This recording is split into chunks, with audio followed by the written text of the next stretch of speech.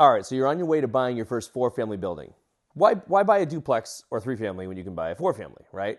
Up to four-family, it's still considered residential financing, or you're using per-unit comparables to get that thing appraised. You're not going into like the net operating income thing that we talked about before. Like, you're just looking at normal comps. How much do other four units go for in that neighborhood? How much are things trading per unit in that zip code, right? Within a mile or so, and comparable like units. Now we're gonna go into what does it look like as you're buying it? Do you want to buy an already cash flowing property with really solid tenants and has a great track record of the last 24 months of financials? If so, you're going to want the seller to prove to you that there's a solid track record of consistent income. You're going to do that by, in your offer to them, you're going to be asking them for the last 24 months of bank statements. Now, a lot of them might say, no, I'm not going to do that. How do you else prove that they've been getting consistent income? We have lots of sellers that say, oh, this is a fantastic buy. Like, everyone wants this property.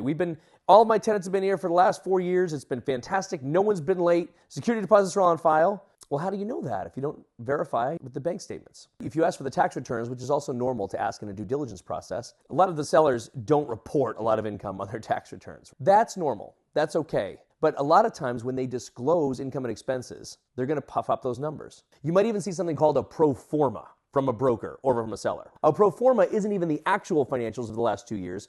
It's the projected financials of what the property could do in the next 2 years. So we call a pro forma complete bullshit.